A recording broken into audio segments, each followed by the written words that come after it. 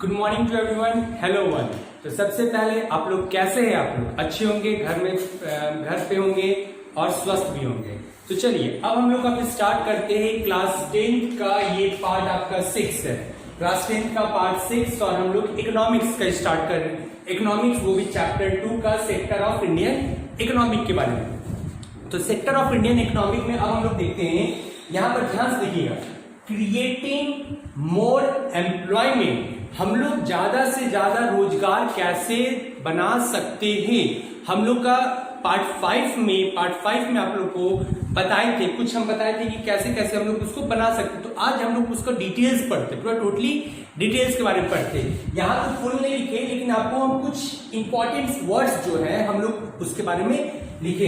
तो सबसे पहला हम लोग क्रिएटिंग मोर एम्प्लॉयमेंट में सबसे फर्स्ट में देखते हैं टेक्निकल एंड इंस्टीट्यूशनल मेजर। हम लोग टेक्निकल इट्स मींस टेक्नोलॉजी का यूजेस हो गया, एंड इंस्टीट्यूशनल मतलब कि इंस्टीट्यूशन के थ्रू हम लोग कैसे करते हैं, कैसे आप एम्प्लॉयमेंट को क्रिएट करते हैं। सबसे पहला बात है कि जब तक हम लोग टेक्नोलॉजी को यूज नहीं करेंगे तब तक हम लोग का एम्प्लॉयमेंट रोजगार क्रिएट नहीं होगा। तो हम लोग को इसको क्रिएट करने के तो कुछ ना कुछ तो करना ही पड़ेगा। तो फर्स्ट में आइए देखते हैं, फर्स्ट पॉइंट में इरिगेशन। इट्स मींस हम लोग का जो इरिगेशन जो खेती होगा तो उसमें हम लोग का टेक्निकल हैंड यूज होगा ना, टेक्नोलॉजी का यूज करेंगे। Ability of hybrid seeds, ability of hybrid seeds मतलब कि हम लोग high yielding variety of seeds भी, मतलब कि ज्यादा से ज्यादा उपजाऊ वाला हम लोग का जो सीड्स है, दाना है, वो कहां से मिलेगा, वो भी टेक्निकली से होगा। टेक्नोलॉजी का यूज करेंगे तब ना हम लोग ज्यादा केमिकल्स का, फर्टिलाइजर्स का ये सब यूज करेंगे तब हम लोग का जाकर के high yielding variety of seeds का मिलेगा। मतलब कि उस उपजाऊ का अच्छा उपजाऊ का ये हम लोग का सीड्स मिलेगा। उसके बाद है awareness about the modern techniques, और सबको अवेयरनेस जागरूक करना है। क्या करना है? सबको जागरूक करना है। किसके लिए? मॉडर्न टेक्निक्स के लिए। जो जो नया नया टेक्नोलॉजी टेक्निक्स ये सब आ रहा है उसके लिए क्या करना है? सबको जागरूक करना है। ये हो गया हम लोग का टेक्निकल वर्ड्स में। किस पर हो गया हम लोग का ये बात? हम लोग का टोटली जो भी ये सब हम इसमें बात किए, आपका ये क्या चीज हो गया? टेक्निकल वर्ड्स में। अब हम लोग पढ़ते हैं इंस्टीट्यूशंस में। इंस्टीट्यूशनल मेजर कैसे होता है? एक इंस्टीट्यूशन, एक संस्था उसको कैसे करता है? तो फर्स्ट ऑफ ऑल मार्केट समझ लेना। आप अगर कोई भी सामान जाते हैं, जैसे आटा लाने ही जाते हैं, तो आटा लाने के लिए क्या हम लोग का मार्केट में बहुत सारा ब्रांड अलग अलग है। कोई आशीर्वाद का है या फिर कोई किसी भी ब्रांड का लिख लीजिए आटा वो है, तो वो कहां से आपका आता है? सबसे पहला प्राइमरी सेक्टर से, फिर वो सेकेंडरी सेक्टर में जाता है। तो सेकेंडरी सेक्टर क्या हो गया? इंस्टीट्यूशनल हो गया। जहां इंस्टीट्यूशन एक संस्था से हम लोग का वो निकलता है, वो हो गया हम लोग का मार्केट। फिर ट्रांसपोर्टेशन जानते हैं, आवागमन। जो आवागमन के लिए भी हम लोग का क्या होता है? इंस्टीट्यूशनल मतलब कि इंस्टीट्यूशन एक संस्था भी हम लोग का ट्रांसपोर्टेशन में यूज किया जाता है। उसके बाद है हम लोग का स्टोरेज फैसिलिटी, मतलब कि अगर कोई भी सामान, अगर खेती बाड़ी का अगर मतलब अनाज जो भी रहेगा उसको रखने के लिए हम लोग को कहीं ना कहीं स्टोरेज फैसिलिटी चाहिए ना। तो वो स्टोरेज फैसिलिटी कौन उसको करेगा? इंस्टीट्यूशन मतलब कि इंस्टीट्यूशनल मतलब कि एक संस्था ही करेगा, संस्था के अलावा तो कुछ नहीं कर सकता है। इट्स मींस आप लोग यहाँ समझ गए होंगे कि हम लोग का टेक्निकल और इंस्टीट्यूशनल क्या होता है। तो बताइए इसमें क्या हम लोग का पूरा टोटली हम लोग का आदमी ही वर्क करेगा? नहीं, हम लोग इसमें क्या होगा? इसमें पर्सन वर्क करेगा, एम्प्लॉयमेंट। क्या फर्स्ट पॉइंट में आपको पता चला कि ना कि टेक्निकल एंड इंस्टीट्यूशनल मेजर में हम लोग का क्या हुआ? रोजगार पैदा हुआ। तो अब हम लोग इसमें सेकेंड पॉइंट देखते हैं। अब यहाँ गौर से देखिएगा सेकेंड पॉइंट। अब देखिए, अब हम लोग सेकेंड पॉइंट देखते हैं। फर्स्ट पॉइंट तो हम लोग देख चुके थे क्रिएटिंग मोर एम्प्लॉयमेंट में, टेक्निकल एंड इंस्टीट्यूशनल पर। अब हम लोग सेकेंड पॉइंट देखते हैं, promotion of allied agriculture. Allied agriculture मतलब एग्रीकल्चर हम लोग खेती बाड़ी को ही नहीं बोलते। हम लोग का होता है इंडिया में जो एग्रीकल्चर है वो मिक्स्ड है, मतलब कि हम लोग का मिक्स्ड एग्रीकल्चर है जिसमें हम लोग जानवरों को भी पालते हैं और प्लस में हम लोग खेती भी बाड़ी करते हैं। तो अलाइड एग्रीकल्चर में देखा जाए, अगर इंडिया में देखा जाए कि हम लोग का 60% जो जनसंख्या है, ये हम पुराना डाटा के अनुसार बता रहे हैं। अभी तो हम लोग का 60% से कम हो चुका है, लेकिन ये पुराना डाटा के अनुसार जो आपका बुक में है, एनसीईआरटी बुक में, उसके अनुसार बता रहे हैं कि 60% जो जनसंख्या है हम लोग का किस पर डिपेंड है? एग्रीकल्चर पर, मतलब कि एग्रीकल्चर पर ही डिपेंड है। अब हम लोग कुछ एग्रीकल्चर का पार्ट्स होता है, हम यहाँ तो 5 ही पार्ट्स लिखे, और भी पार्ट्स होता है लेकिन वो नहीं। देखिए सबसे पहला हम लोग लिखते हैं, सबसे पहले नीचे से स्टार्ट करते हैं, ऊपर से हम नीचे से स्टार्ट करते हैं।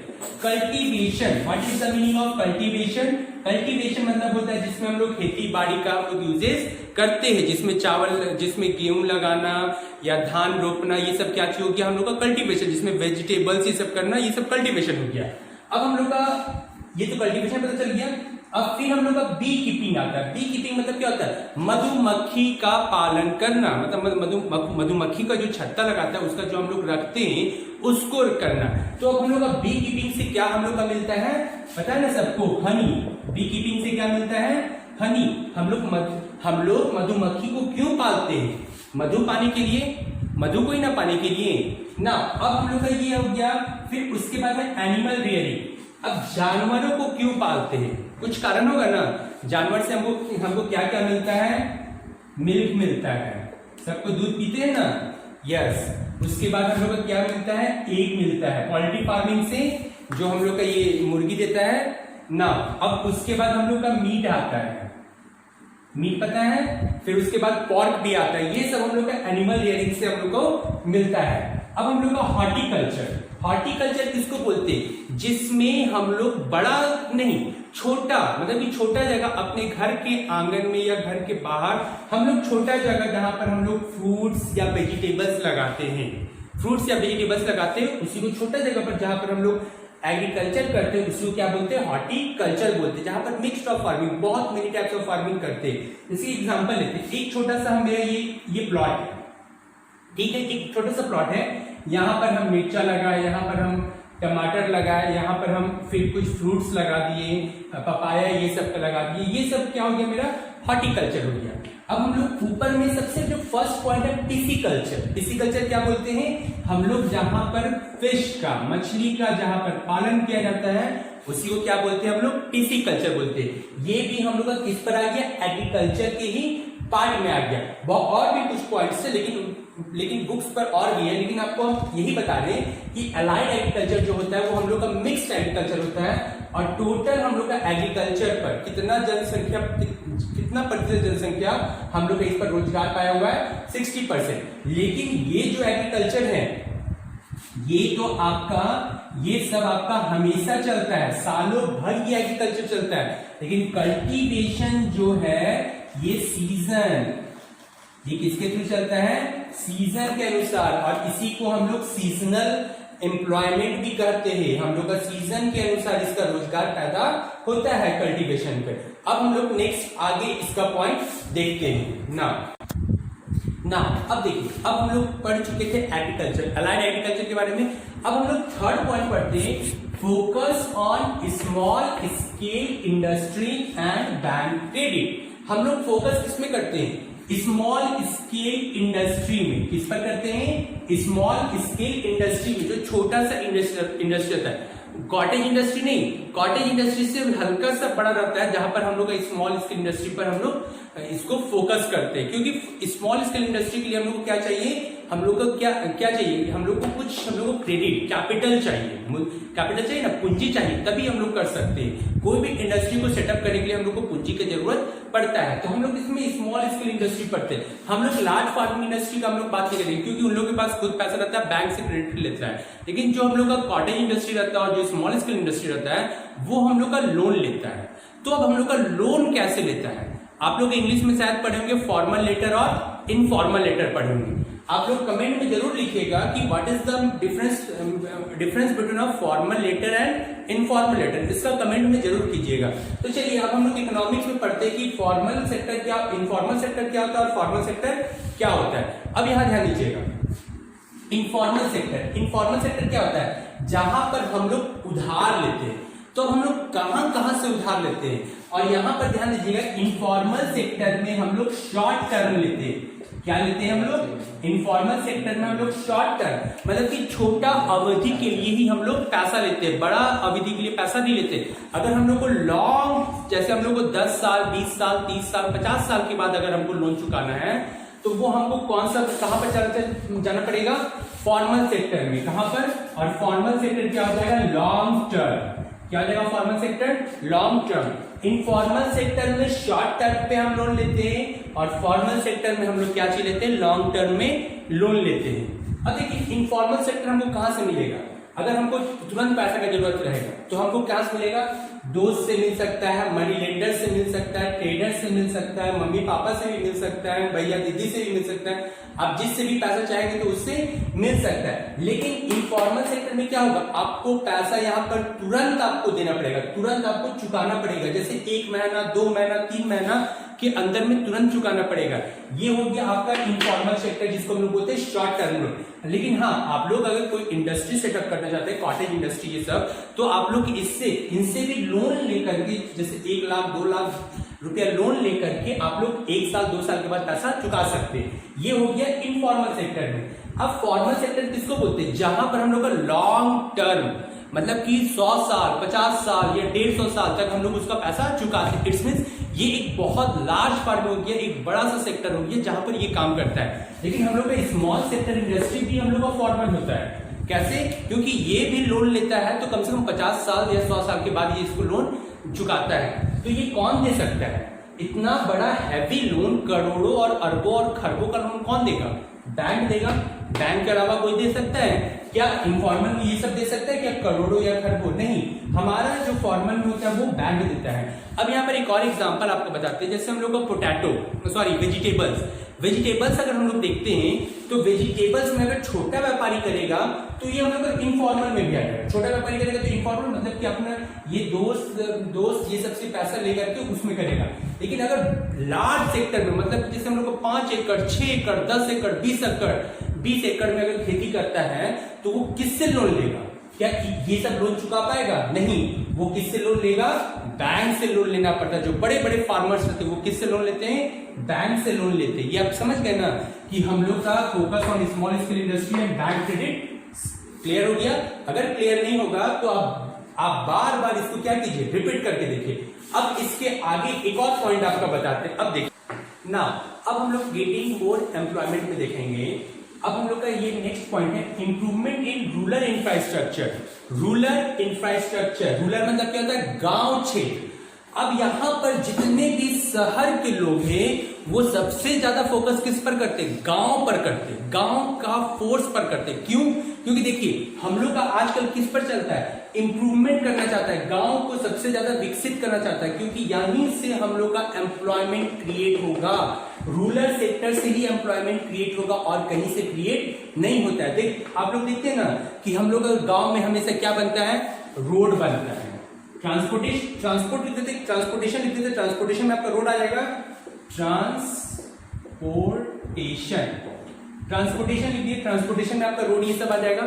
फिर आपका कम्युनिकेशन सेक्टर यहां से क्यों यहां पर बढ़ाना चाहता है? क्योंकि यहां से लोगों को मंगवाना चाहता है और प्लस में रूरल इंफ्रास्ट्रक्चर को इसलिए बढ़ाना चाहता है क्योंकि ज्यादा से ज्यादा हम लोग का खेती, वेजिटेशन ये सब कहां पर होता है? बताइए कहां पर होता है? रूरल क्षेत्र में, गांव का क्षेत्र में होता है। तो गांव का क्षेत्र का अगर हम लोग का ट्रांसपोर्टेशन, कम्युनिकेशन, रोड फैसिलिटी ये सब जो भी है, बहुत सारा चीज है, हम लोग का ये बढ़ाएगा तो क्या होगा? हम लोग का गांव भी डेवलप करेगा और प्लस में हम लोग का क्या होगा? रूरल जो है, रूरल एरिया जो है वो जितना भी सामान है, जितना भी थिंग्स है वो कहां पर चल जाएगा? अर्बन एरिया में, मतलब कि शहर की तरफ ये जाएगा। बताइए अगर अर्बन रूरल भी डेवलप करेगा, यहां पर ट्रांसपोर्टेशन, कम्युनिकेशन, रोड, चैनल्स ये सब आएगा तो हम लोग का रूरल भी क्या होगा? डेवलप करेगा और अर्बन भी इसी के साथ, अर्बन एरिया भी क्या होगा? डेवलप्ड होगा।